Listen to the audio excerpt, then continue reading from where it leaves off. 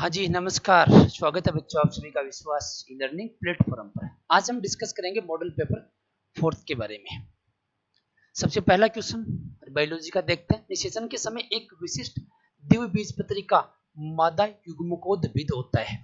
कैसा होता है? 8 कोशिका वाला होता है, 7 कोशिका वाला, 6 कोशिका वाला या 5 कोशिका वाला? तो कैसा होता है? ये 7 कोशिका वाला होता है।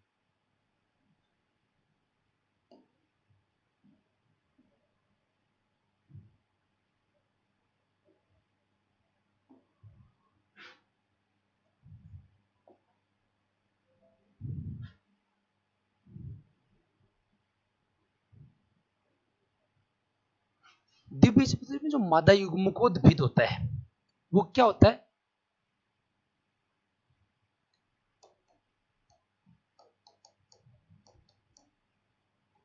सात कोशिकी और केंद्र कितने होते हैं इसमें? 8 केंद्र की होता है ये। 7 कोशिकाएं कौन कौन सी होती हैं? एंटीपोडल सेल होती हैं, ठीक है, 2 सिनर्जिड सेल होती हैं, एक एग सेल होती है और एक बीच में क्या होती है? सेंट्रल सेल होती है। टोटल कितनी सेल होती है? 7 कोशिकाएं इसके अंदर मिलती हैं। अगला क्वेश्चन, एंजियोस्पर्म में दोहरे निषेचन में शामिल कुल केंद्रकों की संख्या कितनी है? देखते हैं।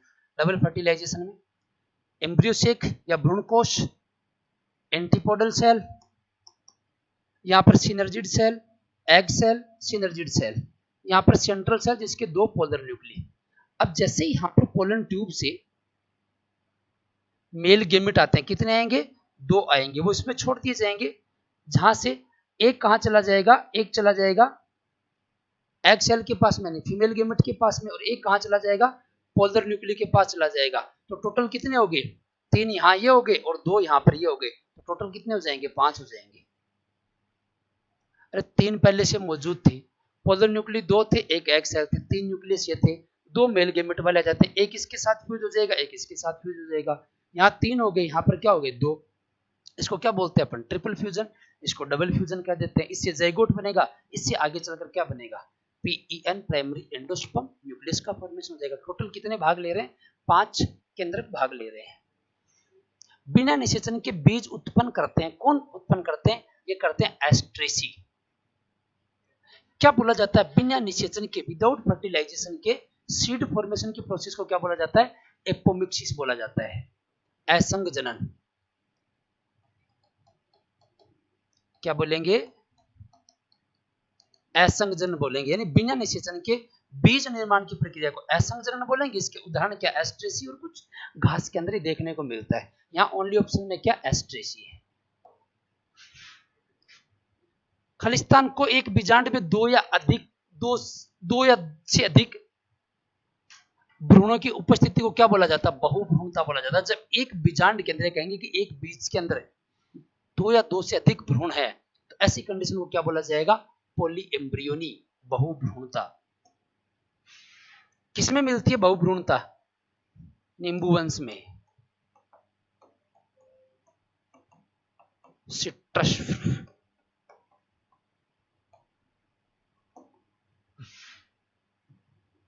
बीजपत्र के स्तर के ऊपर भ्रूण अक्ष का भाग क्या कहलाता है? बीजपत्रोपरी, एपिकोटाइल कहलाएगा।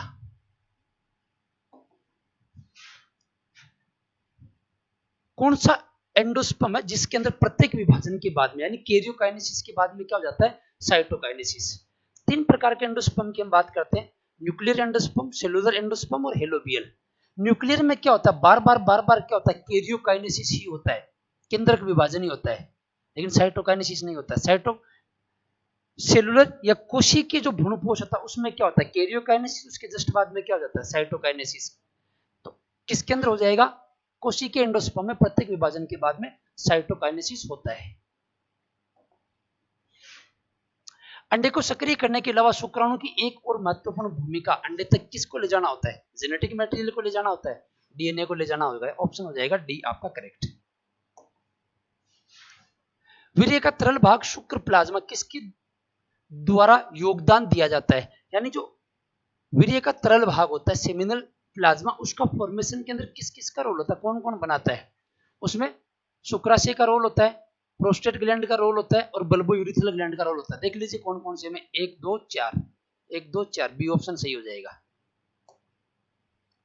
पहला ध्रुवीय काय अंडजनन की किस प्रावस्था के अंदर बनता है? पहला ध्रुवीय काय फर्स्ट पोलर बॉडी किस में बनेगी? पहले अर्धसूत्री विभाजन के अंदर ही बन जाती है। जनन कोशिका में बार बार विभाजन हुए तो क्या बने? उगोनिया का फॉर्मेशन हुआ। उगोनिया से क्या बनी? प्राइमरी ओसाइट बनी, और प्राइमरी ओसाइट के अंदर क्या हुआ? मियोसिस फर्स्ट हुआ, जिससे यहाँ पर सेकेंडरी ओसाइट बनी और एक क्या बनी? फर्स्ट पोलर बॉडी का फॉर्मेशन होता है। तो फर्स्ट पोलर बॉडी किससे बनती है? फर्स्ट मियोसिस से, प्रथम अर्धसूत्री विभाजन से बनती है। चलो जी, नेक्स्ट क्वेश्चन है, भ्रूण के शरीर पर कोमल बालों का आना आमतौर पर गर्भावस्था के किस महीने में देखा जाता है? छठे महीने में देखा जाता है। पहले महीने में क्या बन जाता है? हर्ट बन जाता है। सेकंड मंथ में क्या बन जाते हैं? लिम्फ और डिजीज बन जाती हैं। थर्ड मंथ में क्या बन जाते हैं? बॉडी के मेजर ऑर्गन सिस्टम बन जाते हैं। फिफ्थ मंथ में क्या होता है? First momentum and hair on head, प्रथम गतिशीलता और सिर पर क्या आ जाएंगे? बाल आ जाएंगे। छठे महीने में पूरी बॉडी पर फाइन हेयर आ जाते हैं और आई लिड्स सेपरेट हो जाती हैं, आई लासेज यानी ब्रोनिया बन जाती है। इस तरीके से डेवलपमेंट के अंदर अलग अलग महीने के अंदर ये अलग अलग बनते हैं। वह प्रक्रिया जिसमें 3 जनन स्तर बनते हैं उनको क्या बोलते हैं? गेस्टुलेशन बोलते हैं। फर्टिलाइजेशन के बाद में जाइगोट बना, जाइगोट में क्लीवेज हुआ, क्लीवेज के बाद की स्टेज मोरूला, मोरूला के बाद में ब्लास्टुला, ब्लास्टुला के बाद में गेस्टुला, और गेस्टुला अवस्था में क्या बनते हैं? 3 जनन स्तरों का फॉर्मेशन हो जाता है। बाहर वाला एक्टोड्रम, बीच वाला मेजोड्रम और सबसे अंदर वाला एंडोड्रम। सी ऑप्शन आपका करेक्ट हो जाएगा। गर्भ निरोधक विधि जिसमें जोड़े मासिक धर्मचक्र के 10वें से 17 दिन के मध्य संभोग से बचते हैं या परहेज करते हैं तो उसे क्या कहा जाता है? उसको पीरियोडिक एब्स्टिनेंस कहा जाता है। आवधिक संयम, बोले एक अवधि के मध्य क्या रखना होगा? संयम रखना होगा। ये क्या है? बर्थ कंट्रोल का एक मेथड है, नेचुरल जो मेथड है उसका प्रकार है। 3 प्रकार उसके अंदर देखने को मिलते हैं। एक यहाँ पर आवधिक संयम, एक क्या होता है? कोइटस इंटरप्टस होता है, और एक लैक्टेशन एमिनोरिया होता है, स्तनपान अनार्थव जिसको बोला जाता है। तो 10वें से 17वें दिन के मध्य किसके अंदर परहेज से बचा जाता है? वो होता है आवधिक संयम। लिपेस लूप काफी इंपॉर्टेंट क्वेश्चन है। क्या एक प्रकार की नॉन मेडिकेटेड आईयूडी है, गैर औषधीय आईयूडी है। ये क्वेश्चन इस रूप में आ सकता है कि गैर औषधीय आईयूडी कौन सी है? Lipase loop. महिला जननांग पथ में शुक्र द्रव्य को रिलीज करना क्या कहलाता है? इंसेमिनेशन कहलाता है, वीर्यसेचन। एम्नियोसेंटेसिस एक जन्म पूर्व तकनीक है जिसका उपयोग निम्न के लिए किया जाता है। एम्नियोसेंटेसिस के द्वारा क्या किया जाता है? भ्रूण के अंदर जेनेटिक डिसऑर्डर उसको डिटेक्ट किया जाता है, यानी आनुवंशिक विकार उनका पता लगाया जाता है। ऑप्शन में देखिए क्या क्या मिलता है। बच्चे में गुणसूत्र संबंधी असामान्यताओं का पता लगाना, ये आ गया। बच्चे में गुणसूत्र संबंधी असामान्यताओं का पता लगाया जाता है, या ऐसे मिल गए कि आनुवंशिक विकार का पता लगाया जाता है। आईओडी के बारे में कौन से कथन है उसके बारे में पता लगाइए। आईओडी शुक्राणु के फेगोसाइटोसिस को बढ़ाता है, बिल्कुल सही बात है। कॉपर आयन शुक्राणु की गतिशीलता और निषेचन क्षमता को दबाते हैं, ये भी बिल्कुल करेक्ट बात है। हार्मोन रिलीजिंग आईओडी गर्भाशय को प्रत्यारोपण के लिए अनियुक्त बनाते हैं, अनस्टेबल बनाते हैं, ये भी बिल्कुल सही बात है। प्रोजेस्टासर्ट एक क्या? हार्मोन रिलीजिंग आईओडी, बिल्कुल सही बात है। सारे के सारे सेंटेंस क्या इसके सही है। इस क्वेश्चन का पर्पज आपको सारे पॉइंट ध्यान रखने ही है आईओडी से संबंधित। अब यहाँ हमने 4 पॉइंट बने, हो सकता है एग्जाम में कोई एक पर बात कर ली जाए, तो चारों पॉइंट जरूर ध्यान में रखें। ऐसा नहीं कि जिस क्वेश्चन के अंदर ऑल ऑफ दीज वाला है उसको आंख बंद करके ऑल ऑफ दीज कर दिया, ऐसा नहीं करना, इनको समझना है क्वेश्चन को। टेस्ट ट्यूब बेबी का मतलब है कि वह बच्चा जब पैदा होगा, टेस्ट ट्यूब बेबी में के अंदर क्या होता है? फर्टिलाइजेशन क्या करवाया जाता है? किसको बोला जाता है test tube baby program? IVF को, इन विट्रो फर्टिलाइजेशन को। इसका मतलब क्या हुआ है? बॉडी के बाहर फर्टिलाइजेशन करवाना, यानी अंडाणु को भारी रूप से निषेचित किया जाता है और उसके बाद में गर्भाशय में प्रत्यारोपित कर दिया जाता है। क्योंकि डेवलपमेंट तो कहाँ होगा? बॉडी के अंदर ही होगा, लेकिन फर्टिलाइजेशन कहाँ करवाया जा रहा है? वो बाहरी माध्यम में करवाया जा रहा है। समजातीय गुणसूत्रों पर असमान लक्षण या एलील वाले व्यक्ति को क्या कहा जाता है? उसको बोलेंगे हेट्रोजाइगस, विषम युग्मी या विषम युग्मकी। वंशानुक्रम का कौन सा सिद्धांत मेंडल द्वारा नहीं दिया गया था? स्वतंत्र अपीवन का नियम बिल्कुल दिया गया था, किस पर आधारित था? डाई हाइब्रिड क्रॉस पर आधारित था। प्रभाविता का नियम दिया गया था, किस पर डिपेंडेंट था? मोनो हाइब्रिड क्रॉस पर डिपेंडेंट था। युग्मकों की शुद्धता का नियम यानी प्योरिटी ऑफ गैमेट दिया गया था मेंडल के द्वारा, किस पर बेस्ड था? मोनो हाइब्रिड क्रॉस के रिजल्ट पे बेस्ड था। सेल लगनता इन्होंने नहीं दी थी। सेल पूछा क्या कि मेंडल द्वारा नहीं दिया गया, सेल लगनता नहीं दी गई। सेल लगनता किसके द्वारा दी गई थी? ठीक है, मोर्गन ने इस पर अध्ययन किया था। सेल लगनता का मतलब क्या होता है? जब दो जीन एक ही गुणसूत्र पर साथ साथ में लगे होते हैं तो वो एक साथ ही क्या होते हैं? अगली पीढ़ी में इनहेरिटेंट होते हैं, यानी वो लॉ ऑफ इंडिपेंडेंट असोर्टमेंट को फॉलो नहीं करते। डाउन सिंड्रोम किसका उदाहरण है? ट्राइसोमी का। ट्राइसोमी किस पर मिलती है? 21 क्रोमोसोम पर मिलती है। ये 21वें क्रोमोसोम पर देखने को मिलेगी। अगला क्वेश्चन, हीमोफिलिक व्यक्ति ऐसी लड़की से शादी करता है जिसके वंश में इस बीमारी का कोई इतिहास नहीं है, क्या संभावना है कि उनके लड़के का हीमोफिलिक जन्म हो? कैसी कंडीशन दिया? व्यक्ति क्या हीमोफिलिक है? बना लीजिए। X Y. लड़की क्या है? ऐसी लड़की से शादी करता है जिसके वंश में बीमारी का कोई इतिहास नहीं है, मतलब नॉर्मल है वो। लेकिन यहाँ पर मेल है हीमोफिलिक, तो यहाँ एच लगा दीजिए, मतलब एक्स पे जीन होता है हीमोफीलिया का, एच का मतलब यहाँ पर हीमोफिलिक, क्रॉस करवा दीजिए।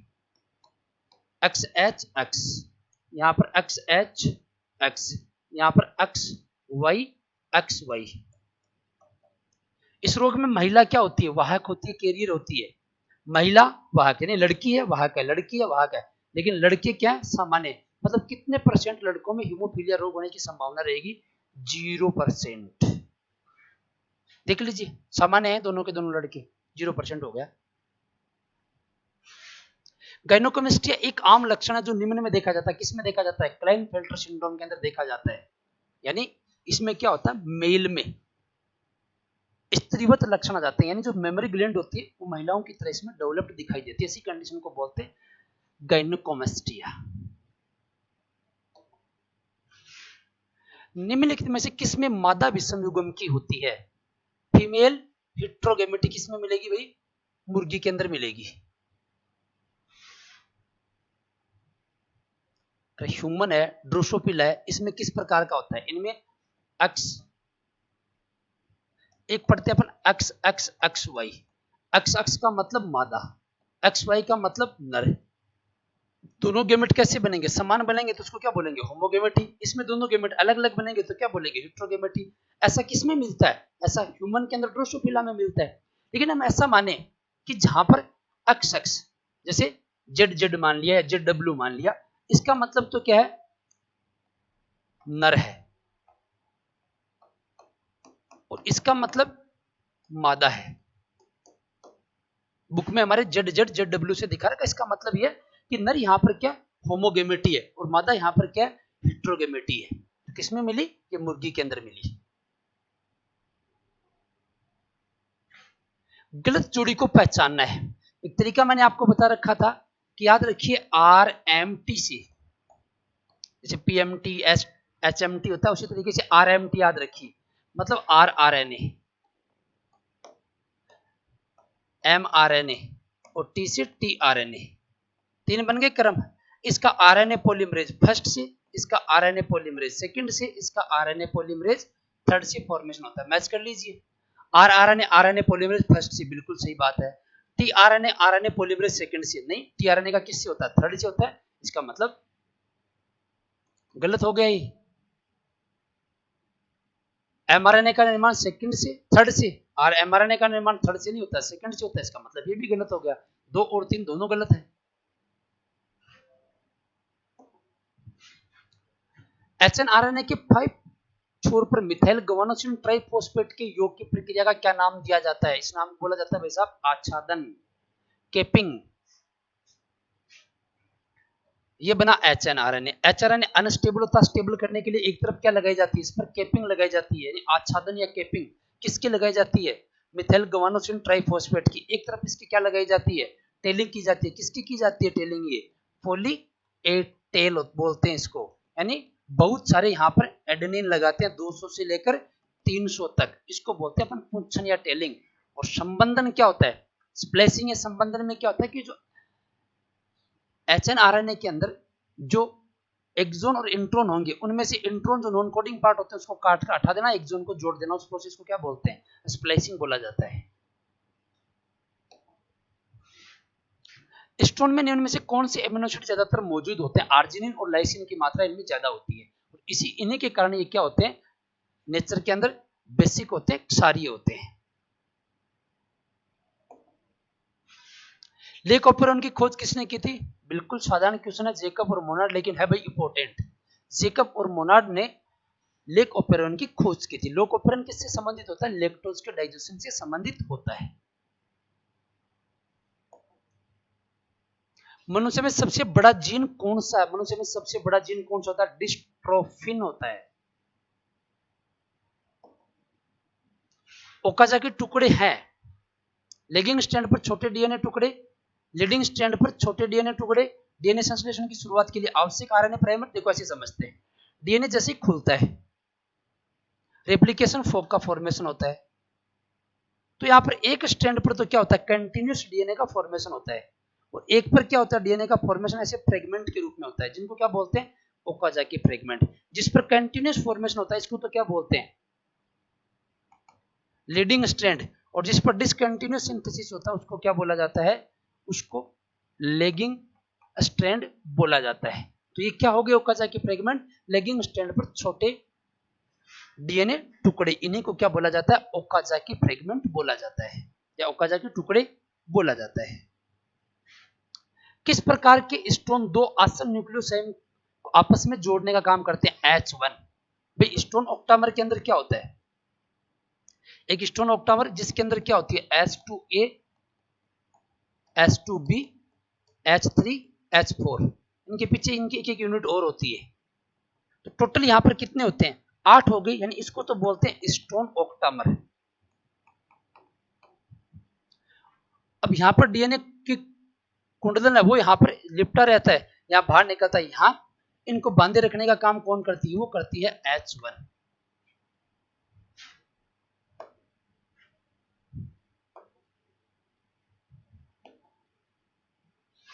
विकासवादी संबंधों के साक्ष्य किसमें मिलते हैं? Evidence of evolutionary relationship is found in, किसमें मिलेंगे? फॉसिल के अंदर मिलेंगे, जीवाश्म में।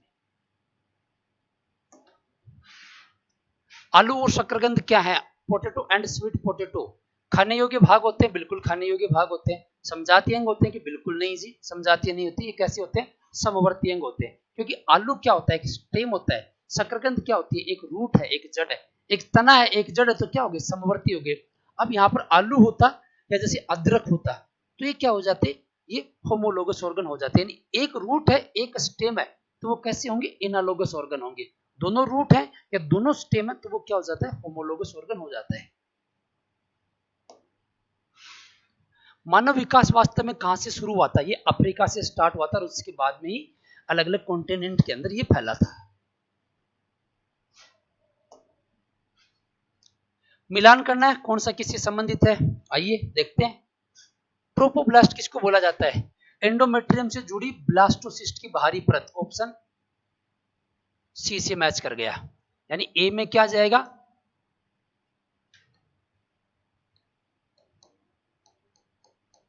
तीन। विदलन किसको बोला जाता है? युग्मनज का माइटोसिस विभाजन। बी के अंदर क्या हो गया? 4 हो गया। आंतरिक कोशिका मास, कोशिकाओं का समूह जो भ्रूण के रूप में विभेदित होता है, आईसीएम जिसको बोला जाता है। सी के अंदर क्या हो गया? 2 नंबर ऑप्शन। और इम्प्लांटेशन या प्रत्यारोपण क्या बोले? किस कौन सा बच गया? एक बच गए, मिला दीजिए इससे।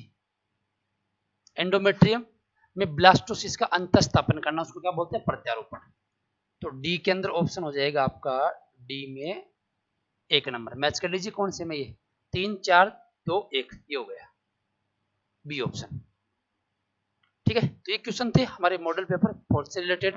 बहुत जल्दी मिलेंगे मॉडल पेपर 5 के क्वेश्चनों को लेकर। आज की वीडियो में इतना ही। Thank you so much.